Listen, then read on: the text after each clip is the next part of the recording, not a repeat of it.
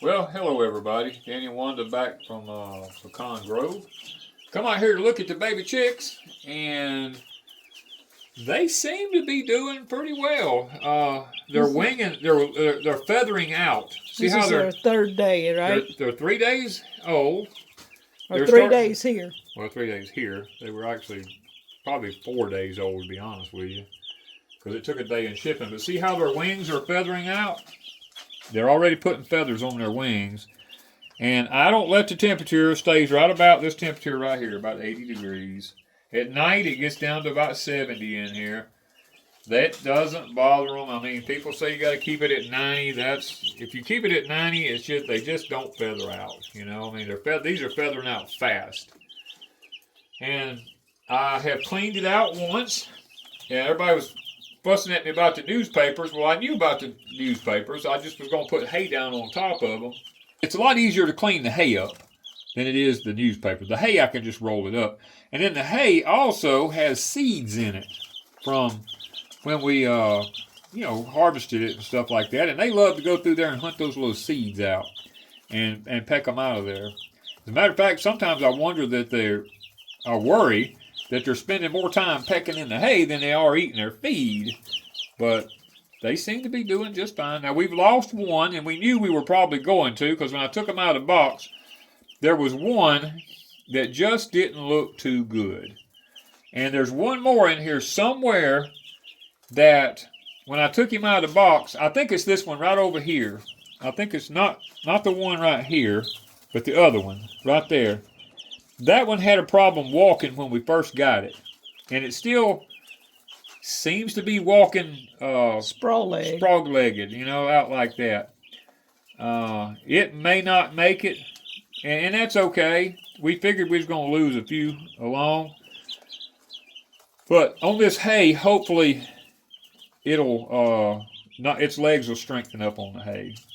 It's not on the paper, their legs sliding, all around on it like that, But every so often they get to running and flopping their wings and doing all kind of stuff here. I mean, and they hardly ever huddle up in groups like people go, oh, they're freezing to death. Well, not in our temperatures. Not here. I mean, look, let me show you something. This thing's opened up everywhere. All the top vents are open. The front doors are open. I mean, no lights are on. And it's still 82 degrees in here. And this is 6 o'clock in the evening. It's done cooled off. I'll leave it like this until about 7 to 7:30.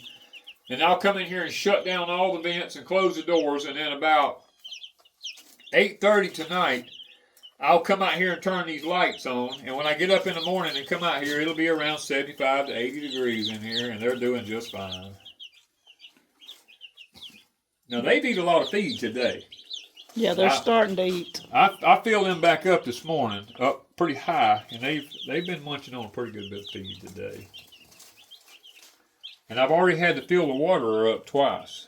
Now, are they drinking this water pretty good? I had to fill this one up, and I've had to fill that one yonder up. And tomorrow you'll have to fill this one. Tomorrow it'll be this one right here, yeah. Well, we've come back out to check our plants that we set out here in our trays, all of our seed trays, and well, some of it's good and some of it's not good. It's been how many days? Last Saturday and today is Friday, so we're talking about what, 6 days? Yeah.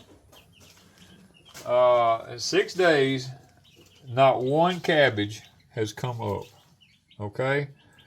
Those were old seeds. The broccoli was actually older seed too, but quite a few of the broccolis are starting to come up here. They're doing pretty good. About 20 of them come up. So about a quarter. About a quarter of them maybe. And then we come down here to our this is cauliflower. These are our newer seeds. Look at this. I mean, you can see it's coming up on most of them. Most of them. We probably over half of these have come up. Probably 2/3 of them have come up. And they're doing really well. I'm excited about these. And you got, look how many in. I know, I told 2 seeds, and I think somebody put more than 2 seeds in. I think somebody put more than 2 seeds, and they all coming up. They all coming up. But now look at the onions here. This is the Texas Grano. They are actually coming up really well. I expect most all of them to eventually come up. I wet them today. And the red Creole here, I'm noticing we're getting some of them to start. You see them tops? 3. Their start is 1, 2, 3 cells on that one so far. 1, 2, 3, 4, 5 cells on this one so far. And the rest 6. of them, they may, 6 may eventually come up. Those are old seed too. These are the Texas Super Sweets now. Almost, I'd say close to half. probably 2/3 of them have come up. I mean, there's a lot more of them up than you'd think they are. Quite a few. They're looking really good. So this thing of putting perlite on top of the seeds, when you put them in there instead of putting other soil on top of it, really does do a better job. I believe it does a better job myself. Because it retains moisture. And it's not hard for those little seeds to push up through them. But I'm hoping by, I'm going to say maybe by the middle of the week or something next week, I'm hoping most all of the cauliflower has come up and most all the onions have come up. We didn't really want a lot of broccoli. I mean, we like broccoli, but we weren't wanting, we didn't want all 80 of them or 90 of them or whatever it was. But we were wanting a lot of cabbage. We was wanting the cabbages is what we was after. And lo and behold, the one we want, you would know, didn't come up. Yet, anyway.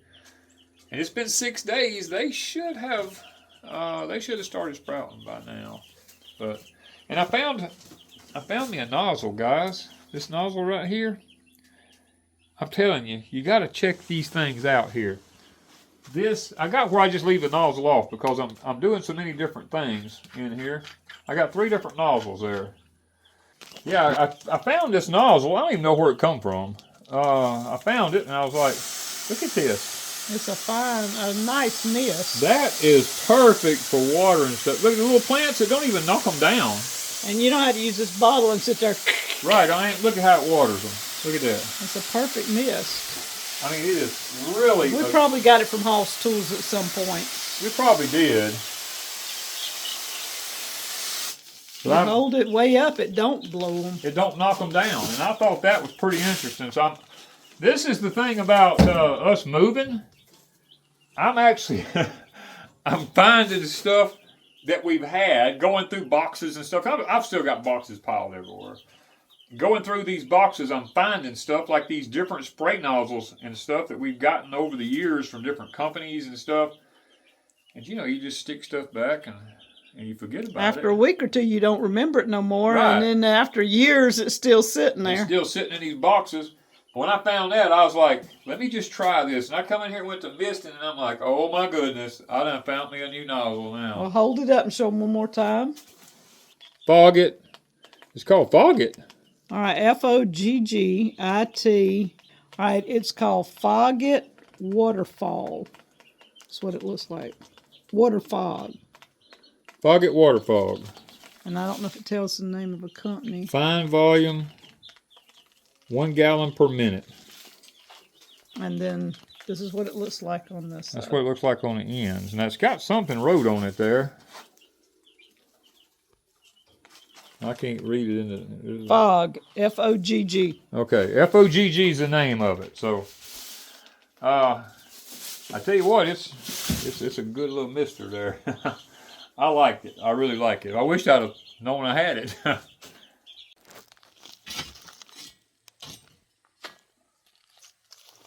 Ooh, ants all over it. It's already getting ants.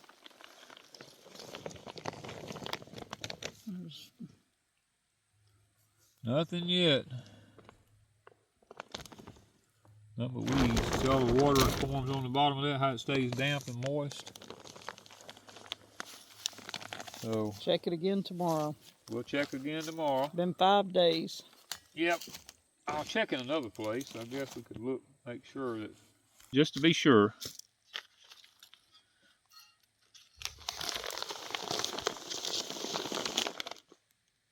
Nope, nothing yet. Well, guys, we're back up here at the hay barn, kind of on a standstill here. I was getting the post stood up, and I had the end one stood up and was fixing to stand this one here.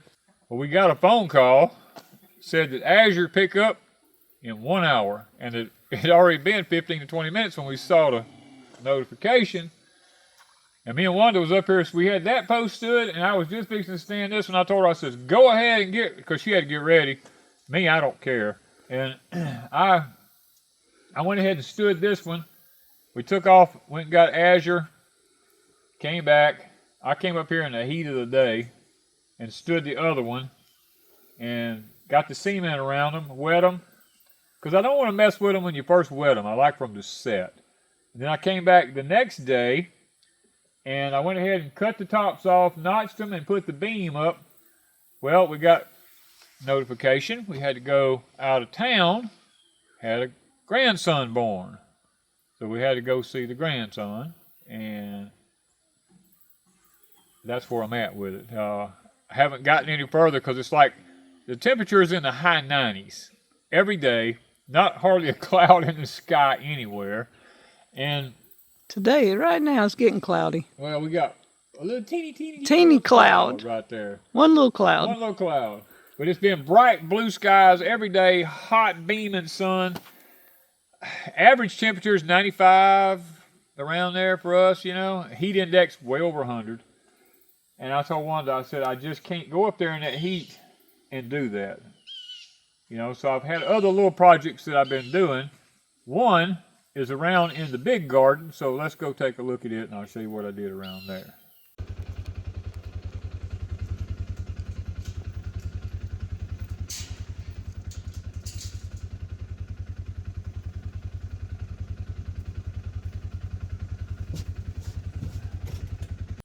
Well, guys, here we are, 6:15 in the afternoon. The whole garden's clean now. Miss Wanda did not get the video of me digging the white potatoes.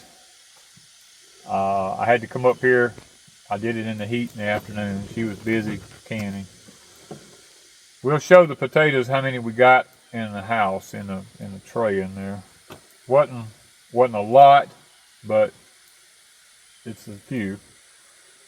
The okra I was trying to save for seeds. Well, I want to show you something here. I want you to look at this.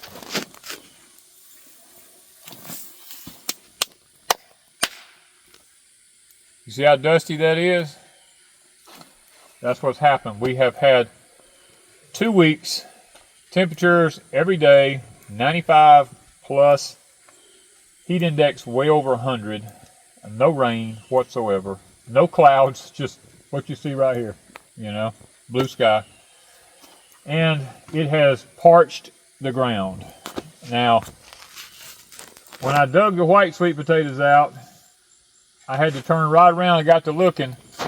The insects, since I took all the sweet potatoes out, the insects attacked the butter beans and stripped the leaves off of them. So I had to come in with a grapple. Well, first of all, I picked all of them that could be picked. Then I took the grapple and went through and dug up all the butter beans and all the grass and got that out of here and took it off. I said, well, at least I got my okra left.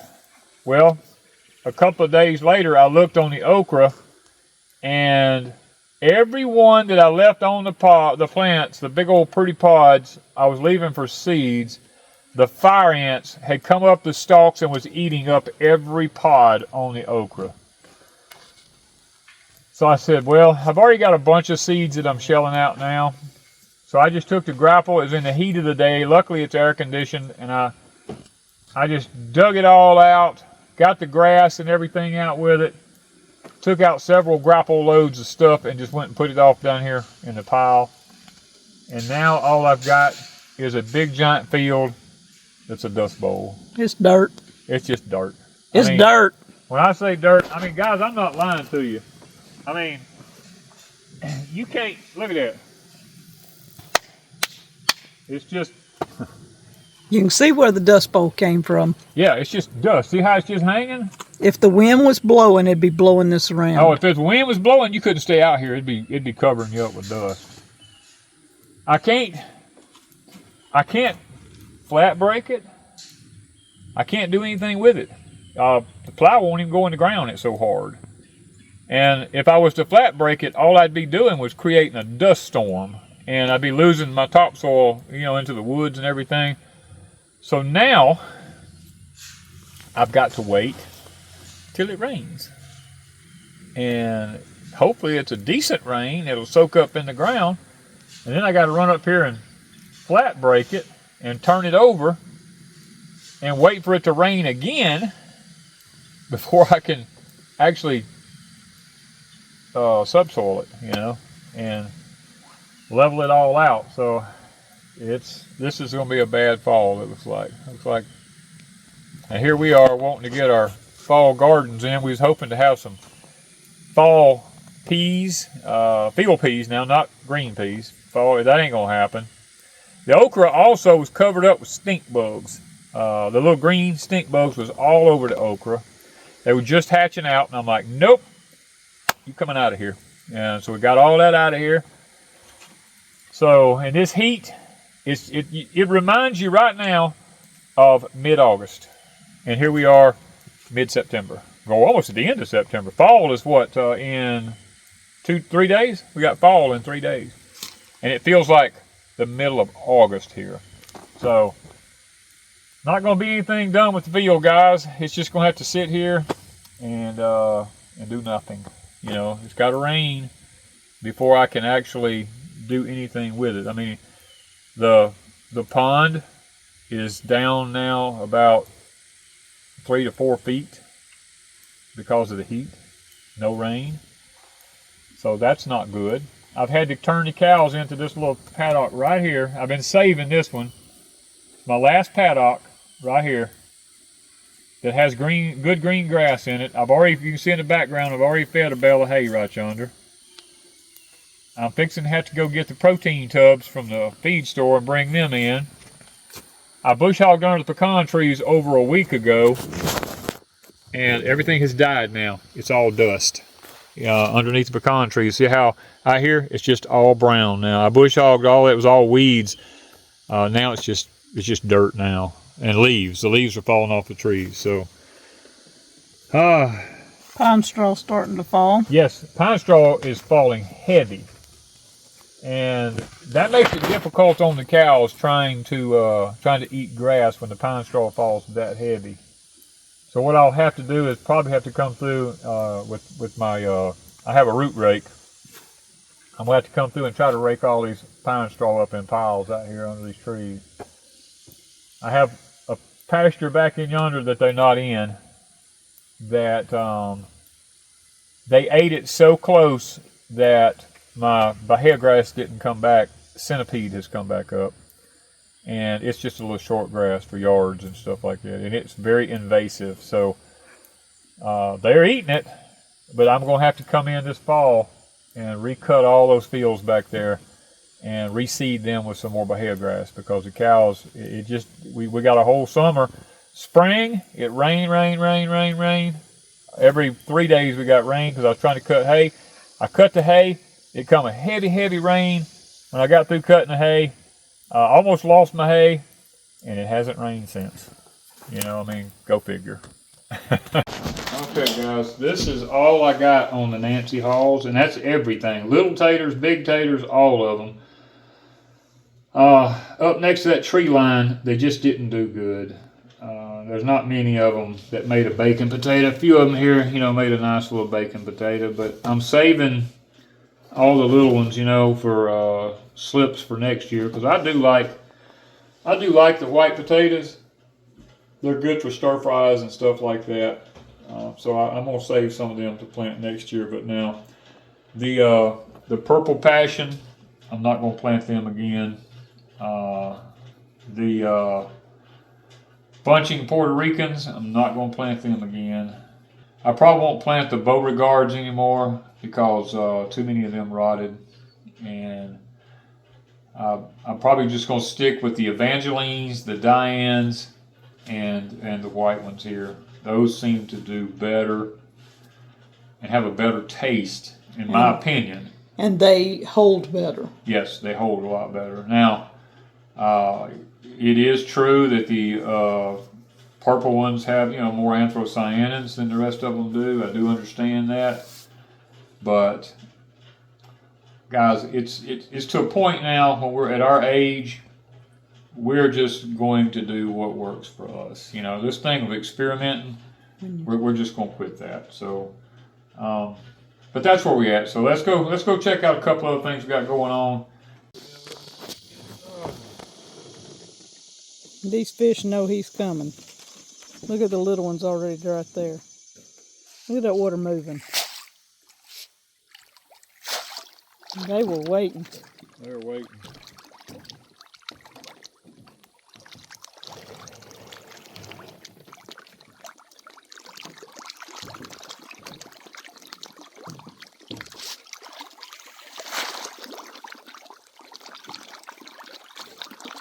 They'll keep coming because I see them running around the edge of the pond over yonder.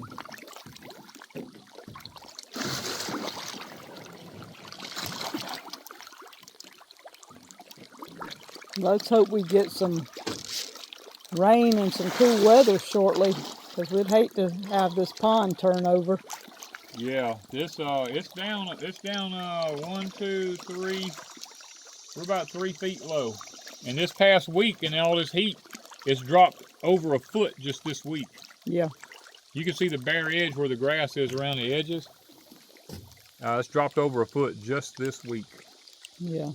I mean, that's crazy. And that's when you have a pond turnover. Yep, if it gets... water flips in it and no oxygen and kills all your fish. We sure don't want that. Especially in this heat. That carp right there. Right below you, that's a carp.